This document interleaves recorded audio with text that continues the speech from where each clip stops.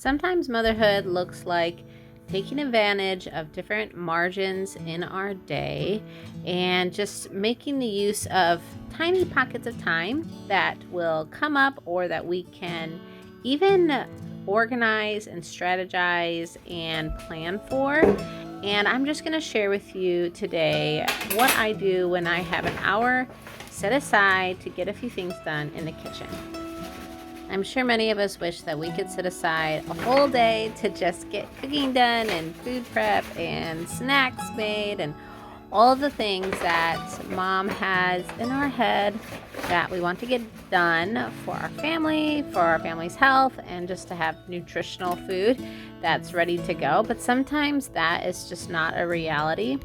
With homeschooling the 4 kids, a day like today, this is like a regular, just standard day in our home.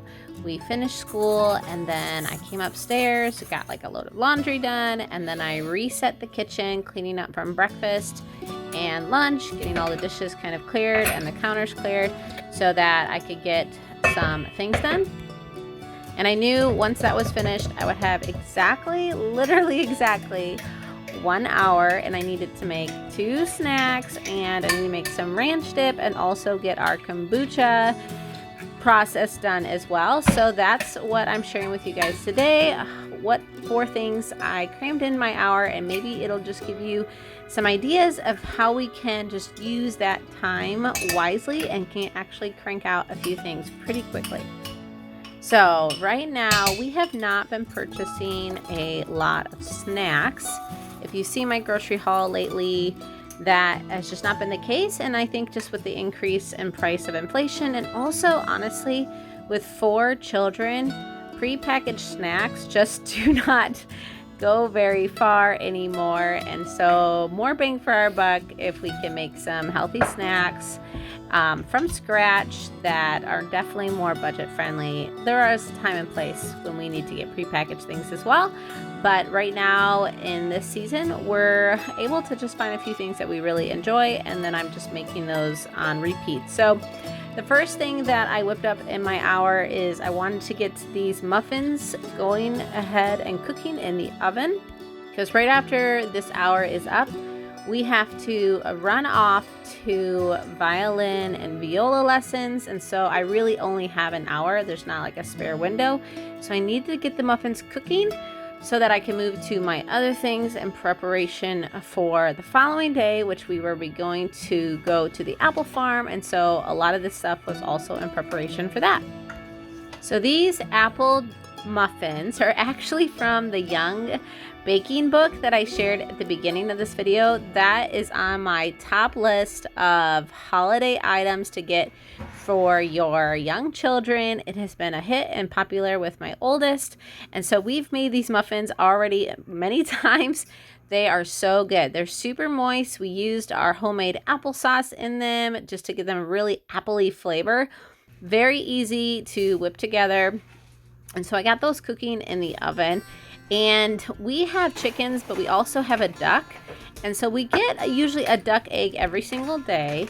And if I'm making baked goods, you may have seen me use these. I like to use the duck eggs in the baked goods. They say that duck eggs just work really well in baked goods. So that's an easy way for me to kind of just get that little extra vitamins in the muffins. And so anyway, those are baking. So then the next thing that I got started with once those were in the oven is I'm making these protein snack balls.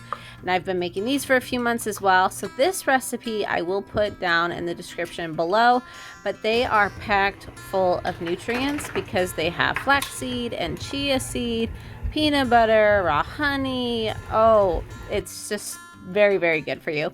My kids love them. Actually, my husband loves them as well. This recipe, I do add protein powder, and so you're also getting a good amount of protein once you add in the peanut butter as well.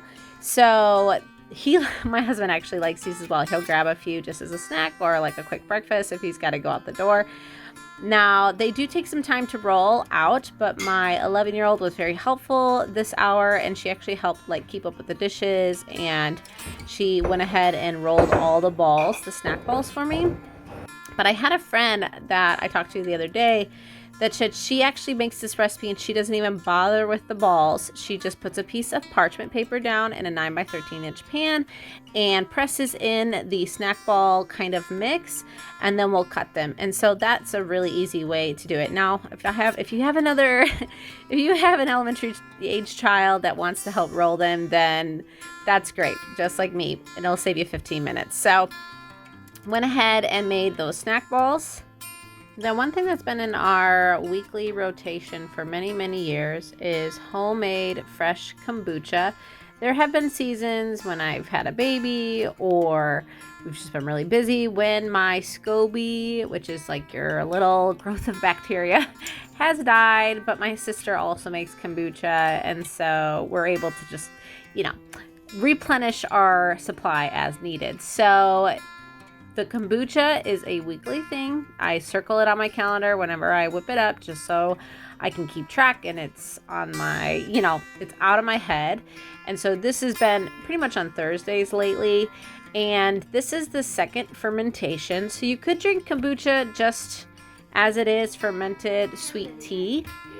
But if you get yourself some bottles, then you can do a second fermentation, and it tastes just as good as that yummy, expensive kombucha at the store. That's the main reason that I started making my own kombucha, is because I love kombucha. I love the benefits for the gut health, the energy, and it tastes really good. I love having a little bit of a bubbly here and there, but it can be so expensive. For one of those small little bottles, it's like, $3 or $4. So this, I have the 4 jars. And you can also just change the flavor. There are so many kombucha flavors that are out there that you can try. So I've been just doing white grape juice for a while, so organic white grape juice. And then I will allow that fermentation another week. So all in all, it does take 2 weeks, because we do about a week in our pantry with the main fermented tea, and then we do another week with the second fermentation, and we just keep that rotation going. My kids love kombucha. I like to add some magnesia red to it, or some other things that will just spice it up too, just to change it here and there. So kombucha is a really easy thing that you can just add in.